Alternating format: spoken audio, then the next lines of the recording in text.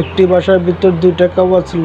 একটি কাওয়া খাল্লা খোসা ছিল ডিমের, সেটার মধ্যে টুকরাতে থাকে। যে কাওয়াটা ডিমটা টুকাতে থাকে সেই কাওয়ার নাম থাকে গরি। তখন আরেকটি কাওয়া বলতে থাকে, গরি তুমি যে বুলবুলের ডিমটা খেয়ে ফেলেছো, এটা তারা যদি সবাই জানতে পারে তাহলে অনেক বড় সমস্যা হয়ে যাবে, তুমি চালু করে খোসাটা ফেলে দাও। গরি কাওয়া তখন বলতে থাকে, কালোজিৎ তুমি আমার স্বামী, তুমি জানো আমি কি খেতে পছন্দ করি। আমি পাখির তাজা তাজা ডিম খেতে বেশি পছন্দ করি। তুমি চালু করে আমাকে কিছু তাজা তাজা পাখির ডিম এনে দাও, আমি খাবো। গরি যখন থেকে বুলবুলের আন্ডা চুরি হয়েছে তখন থেকে প্রতিটি পাখি খুব কড়াভাবে পাহারা দিচ্ছে। দেখি আমি তোমার জন্য আরো কিছু ডিম আনতে পারি কিনা, চেষ্টা করে দেখে যদি পারি তাহলে নিয়ে আসবো। কালা কাওয়া তখন সেখান থেকে উড়ে চলে যায়। এদিকে টুনটুনি পাখি তার বাসার ডিম দুটো পাহারা দিচ্ছিল আর বসে বসে ভাবছিল যে আমাকে আমার বাসা ঠিক করতে হবে। এদিকে কালা কাওয়া তখন এসে বলে, টুনটুনি বৃষ্টি শুরু হবে, তোমার এই বাসায় ডিম আছে, ডিমগুলো তো নষ্ট হয়ে যাবে, চলো তুমি আমার বাসায় চলো আমার সাথে। কি করবো ভাই, আমার কাছে তো পাকা কোনো ঘর নাই, আমার কাছে এইটাই শেষ সম্বল। দেখো টুনটুনি, তোমার আমি ছোটবেলা থেকে আমরা দুজন ভালো বন্ধু, তুমি আমার বাসায় চলো, কোনো সমস্যা হবে না। তুমি ওখানে থাকলে তোমার ডিম এবং কি তুমি অনেক নিরাপদে থাকবে, তুমি আমার সাথে চলো, আরো জবাব দেখিও না, চলো। তখন কাকের কথা মতো বলে, ঠিক আছে বন্ধু চলো, তুমি যেহেতু বলছো চলো আমি তোমার সাথে যাব, আমারও ভালো একটা বাসা দরকার। সেখানে টুনটুনি উড়ে চলে যায়, কাকের সাথে সাথে উড়ে যেতে থাকে। হ্যাঁ টুনটুনি, তুমি এসেছো অনেক ভালো হয়েছে, তুমি এটা নিজের ঘর মনে করে থাকো, কোনো সমস্যা হবে না। খাওয়া দোস্ত, তোমাকে অনেক অনেক ধন্যবাদ, তুমি তোমার ঘরে আমাকে থাকতে দিয়েছো, এই জন্য তোমাকে অসংখ্য ধন্যবাদ। টুনটুনি ডিমের উপর বসে তখন সে শুয়ে যায়। রাত্রে ঘুম এসে যায়, দিকে কাওয়া বলতে থাকে, তখন বলতে থাকে যে তুমি যে কোনো ভাবে কালকে ওকে এখান থেকে বের করে দিয়ে তারপরে তুমি ডিমটা আস্তে আস্তে খেয়ে নিও, আমার কাজ আমি করে দিয়েছি, এখন তোমার কাজ তুমি করো। কালকে টুনিকে আমি খাবার আনতে পাঠাবো, এই ফাঁকে আমি সুন্দরভাবে ডিমটা খেয়ে নিব। এদিকে সকাল হয়ে যায়। তখন গরি কাওয়া বলতে থাকে, টুনি টুনি তোমার অবশ্যই খিদে পেয়েছে, যাও তুমি খাবার নিয়ে এসো, তারপরে আমরা একসাথে বসে আড্ডা দিব। ঘুরি আপু, আমি কোথাও যাব না, এই 3 দিন আমার ডিমের তাপ দেওয়ার প্রয়োজন আছে, আমি এখান থেকে কোথাও যেতে পারবো না, ভুকা থেকে আর না খেয়ে মরি। আমি তো তোমার বোন, তাই না? তুমি যাও এখান থেকে ঠান্ডা পানি খেয়ে আসো এবং খাবার খেয়ে আসো, এই ডিমের দেখাশোনা আমি করবো, তুমি কোনো চিন্তা করো না, যাও। ঘড়ি কাওয়ার কথা শুনে সে খাবার খেতে এবং কি পানি খেতে উড়ে চলে যায়। টুনটুনি পাখি যেহেতু চলেই গেছে, তাহলে একটি ডিম আজকে খাবো, আরেকটি ডিম কালকে খাবো, ও আসলে বলবো ডিম পরে ভেঙে গেছে, আহা কি মজা। কাওয়া হপাইয়ে ঠুকুর দিবে ডিমের ভিতর, তখনই টুনটুনি এসে পড়ে। আমি জানলার পাশে দাঁড়িয়ে দাঁড়িয়ে সবকিছু দেখছিলাম, তুমি কিভাবে আমার ডিমটাকে খেতে বসেছিলে, আমি জানি তুমি আমাকে এই কারণে খাবার খেতে পাঠিয়েছিলে। টুনটুনি তখন তার বাসা নিয়ে এবং কি ডিম নিয়ে সেখান থেকে উড়ে চলে যায়। টুনটুনি তুমি একটু একটু শুনে যাও টুনটুনি।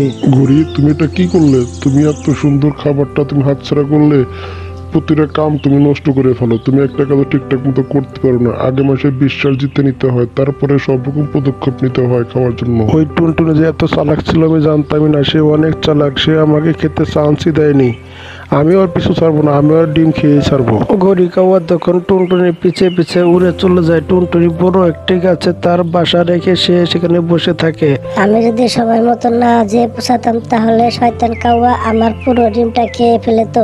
ঘড়ি কাওয়া ঝোপের আড়ালে লুকিয়ে লুকিয়ে সবকিছু দেখছিল আর বলছিল, তুমি কতদিন আমার থেকে পালিয়ে থাকবে দেখি। টুনটুনি পাখির তো প্রথম দিনটা ভালোই কাটে, দ্বিতীয় দিনে অনেক বৃষ্টি শুরু হয়, ঝড় তুফানের লগে শুরু হয়। এদিকে একটি চিল উড়ে এসে তার টুনটুনির বাসার সামনে বসে বলতে থাকে, টুনটুনি তো এখানে, আমি বৃষ্টির ভিতরে ভিজে শেষ হয়ে গেছি, আমি খিদায় অনেক কাতর হয়ে গেছে, আমি এখন তোর আন্ডা খেয়ে তোকে খেয়ে আমি এখন বেঁচে থাকবো, আহা কি মজা, আমার আর কোনো কষ্ট হবে না। চিল মামা প্লিজ আপনি আমার উপর একটু দয়া করুন, আমার ডিমগুলো থেকে আমার বাচ্চাগুলো বের হোক, তারপরে আপনি আমাকে খেয়ে নিন, তারপরে আমার আর কোনো সমস্যা হবে না, তখন আমার কোনো চিন্তাও থাকবে না, তখন আমার বাচ্চাগুলো বেঁচে যাবে। চিল তখন বলতে থাকে, আজ তোর আমি কোনোদিন একটা ভালো কাজ করি নাই, কিন্তু আজ আমি করবো, তোর বাচ্চা যে তোর না বের হয় আন্ডা থেকে এতুরে আমি তোকে খাবো না, কথা দিলাম, আমি তোকে পাহারা দেবো। চিল কিছু দূর গিয়ে তার একটা বাসায় গিয়ে বসে বসে তাকে পাহারা দিতে থাকে। টুনটুনি তখন বলতে থাকে, আমি কোথায় ফেসে গেলাম, যদি এখান থেকে পালিয়ে যায় চিল আমাকে ছাড়বে না, এবং কি আমার আন্ডাগুলোকে নষ্ট করে ফেলা যায়, আমার বাচ্চাগুলো মরে যাবে। দুপুরের পর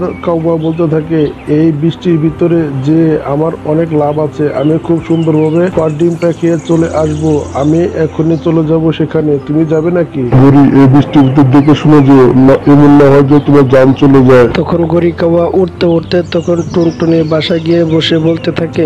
গরি কাউয়া তখন বলতে থাকে, টুনটুনি টুনটুনি তুমি আমাকে মাফ করে দাও, ওই দিনের জন্য আমি তোমার কাছে মাফ চাচ্ছি। টুনটুনি তখন বুঝতে পারে কাকের এটা কোনো নতুন চাল, এই কারণে সে তখন টুনটুনি চিল্লাপাল্লা করতে থাকে, বাঁচাও বাঁচাও চিল মামা, আমাকে বাঁচাও, এই কাউয়া আমার ডিম খেতে এসেছে, আমাকে খেতে এসেছে। চিল তখন টুনটুনির চিল্লাপাল্লা শুনে সেখানে উড়ে চলে আসে। আপনি বলেছিলেন আমার বাচ্চাকে আপনি দেখে রাখবেন আর আমাকে আপনি খেয়ে নেবেন, কিন্তু এই কাউয়া আমাকে খেতে চায়, আমার বাচ্চাদেরকে খেতে চায়। গরি কাউয়া তখন ভয়ে বলতে থাকে, মামা বিশ্বাস করেন আমি এটা বলিনি, এটা করিনি, আমি ওকে খেতে চাই না, ডিমকে খেতে চাইনি। কিন্তু কাওয়াকে তখন কোনো কথা বলার সুযোগ দেয় না, চিল ধরে তাকে মারতে থাকে, প্রচন্ড মারতে থাকে। তখন কাওয়া পালিয়ে সেখান থেকে উড়ে চলে যায়।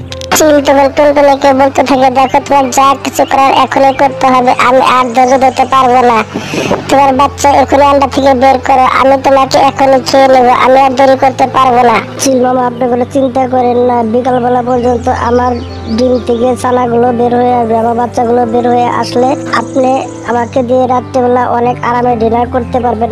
এখন বাসায় চলে যান, আপনি যে একটু রেস্ট নেন, রাত্রেবেলা আমাকে খেতে পারবেন। চিল তখন তার বাসায় চলে যায়। বাসায় যাওয়ার পর সে শুয়ে পড়ে তার ঘুম এসে যায়। তখন টুনটুনি দেখতে পায় বিকালবেলা তার বাচ্চাগুলো ডিমের থেকে বের হয়ে এসেছে। টুনটুনি তখন তার বাসা সহ বাচ্চা সহ সে সেখান থেকে উড়ে চলে যায়। সে পালিয়ে অন্য একটি জঙ্গলে গিয়ে বড় একটি গাছের ডালে তার বাসা বাঁধে।